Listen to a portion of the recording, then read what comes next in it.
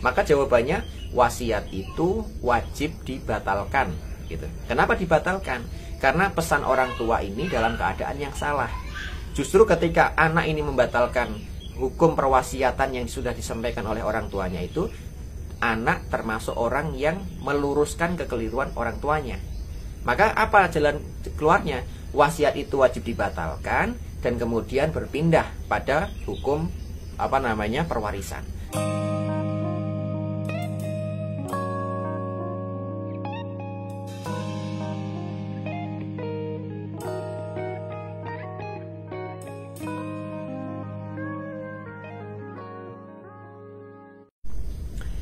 Bismillahirrahmanirrahim. Assalamualaikum warahmatullahi wabarakatuh. Alhamdulillahirabbil alamin, hamdan wa syukran lillah. Teman-teman sekalian yang dirahmati Allah Subhanahu wa taala, masih dengan saya Ahmad Hilmi di channel Mas Hilmi Ngaji Fikih. Teman-teman yang berbahagia, ada beberapa model kerancuan perwasiatan dari orang tua kepada anak. Utamanya dalam masalah keharta bendaan yang ditinggalkan orang tua selepas wafatnya beliau.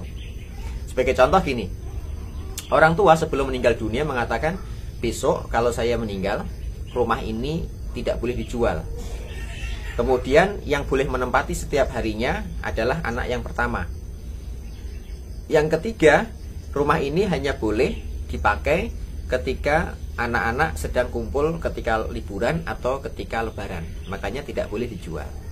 Nah, karena ini pesan orang tua sebelum meninggal dunia, maka secara umum pesan ini masuk dalam kategori wasiat gitu. Nah, pertanyaan kita, apakah wasiat semacam itu wajib dijalankan atau justru wajib dibatalkan demi hukum gitu. Nah, teman-teman yang dirahmati Allah, yang pertama yang perlu kita ketahui secara bersama bahwa memang dulu di awal Islam atau awal-awal syariat Islam itu ada hukum wasiat itu termasuk hukum yang diwajibkan. Sebagaimana Allah Subhanahu wa taala sampaikan dalam surat Al-Baqarah, kutiba alaikum idza hadara ahadakumul maut in taraka khairanil wasiyatu lil walidaini wal aqrabina bil ma'ruf haqqan 'alal muttaqin.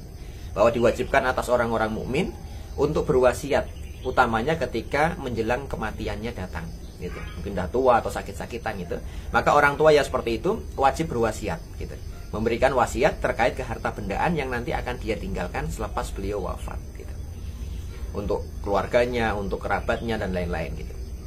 Maka secara umum wasiat pada masa itu memang dianggap sebagai sebuah kewajiban.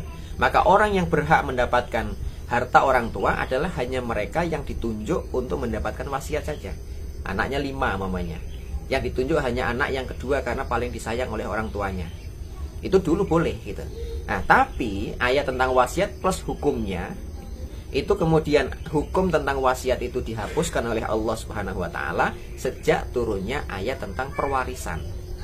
Ayat perwarisan itu panjang memang, termasuk nanti mulai dari ayat yang ke-7 sampai ayat yang ke-14 dalam surat An-Nisa. Di situ Allah Subhanahu wa taala juga menyebutkan lirijali nasibum mimma tarakal walidani wal aqrabun walin nisa'i nasibum mimma tarakal walidani wal aqrabuna mimma qalla minhu aw katsur. Jadi laki-laki perempuan itu sama-sama memiliki hak waris atas apa yang ditinggalkan oleh orang tua, atas apa yang ditinggalkan oleh kerabat dan siapapun yang masuk dalam kategori hubungan perwarisan tadi itu. Masalah kecil besarnya itu sudah diatur oleh Allah Subhanahu wa taala.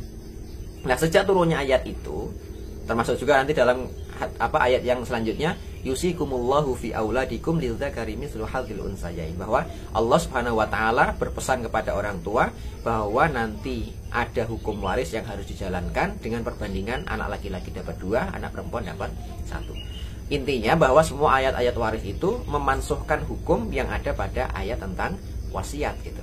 Maka kalau kita kembali pada pertanyaan tadi, orang tua berpesan bahwa rumah ini jangan dijual setelah saya wafat. Apakah wasiat yang seperti itu wajib dijalankan atau tidak? Maka jawabannya wasiat itu wajib dibatalkan gitu. Kenapa dibatalkan? Karena pesan orang tua ini dalam keadaan yang salah. Justru ketika anak ini membatalkan hukum perwasiatan yang sudah disampaikan oleh orang tuanya itu, anak termasuk orang yang meluruskan kekeliruan orang tuanya. Maka apa jalan keluarnya? Wasiat itu wajib dibatalkan dan kemudian berpindah pada hukum perwarisan. Artinya rumah yang tadi dilarang untuk dijual ketika orang tua berpesan sebelum meninggal dunia itu, maka setelah beliau meninggal dunia, maka secara otomatis semua harta peninggalan orang tua itu masuk ke dalam daftar harta waris yang nantinya menjadi hak semua ahli waris yang ada dalam list keluarga tadi itu.